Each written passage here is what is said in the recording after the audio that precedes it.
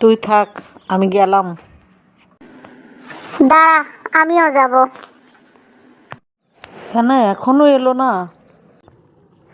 কেন আসবে নাকি? আমি তাহলে পালাই। কি ব্যাপার, এনার কথা শুনেও পালালো কেন?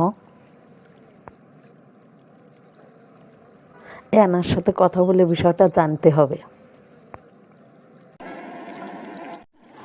আমি তো পার্কে তোর কাছে যাচ্ছিলাম।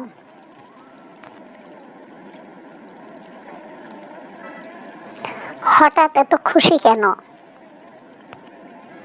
তোর কথা শুনে কুদ্দুস পালিয়ে গেল কেন? আচ্ছা, এই কথা তাহলে শোন। একদিন সত্যকে কেন্দ্র করে মিথ্যা ব্যাসার্ধ নিয়ে ও বৃত্ত চাপাকে, অর্থাৎ বৃত্তের মধ্যে সব মিথ্যা, শুধু ওই বিন্দুটাই হচ্ছে সত্য। বুঝলাম না কিছু। আমি বলি, তুই শোন। তুই কুদ্দুসের সাথে পার্কে বসেছিলি। হ্যাঁ। এবার কুদ্দুস আর বন্ধুদের বলবে ইরিকার সাথে আমার 10 বছরের সম্পর্ক আছে। তারপর দুজন মিলে আমরা আগামী শুক্রবারে বিয়ে করব, তার পরিকল্পনা করতেছিলাম। এই কথাগুলো কি সত্যি না মিথ্যা বল? পুরোপুরি মিথ্যা কথা। এখানে পুরোপুরি মিথ্যা না, একটু সত্যি আছে। তুই ওর সাথে পার্কে বসেছিলি, এইটুকু শুধু সত্যি, আর বাকি সব মিথ্যা। সমাজে বেশিরভাগ মানুষই এরকম। চল বসে কথা বলি।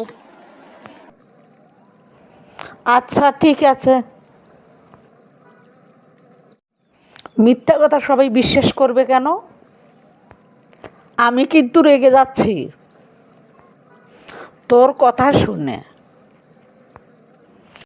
সবাই বিশ্বাস করবে না, তবে কুদ্দুসকে যারা ভালোবাসে, পছন্দ করে, তারা বিশ্বাস করবে। ধৈর্য ধরে আমার কথাগুলো একটু শোন। শোনো, এই সমাজের মানুষ বড়ই বিচিত্র। যে যাকে ভালোবাসে তার মুখ দিয়ে যা বলে সেটাই বিশ্বাস করে, সেটা মিথ্যে হোক বা সত্য। সত্য সামনে আসতে যত সময় লাগে, ততদিনে ক্ষতি যা হবার তা হয়ে যায়। তারপর সত্য সামনে এসেও আর কোনো লাভ হয় না। ঠিক বলেছ, ঠিক।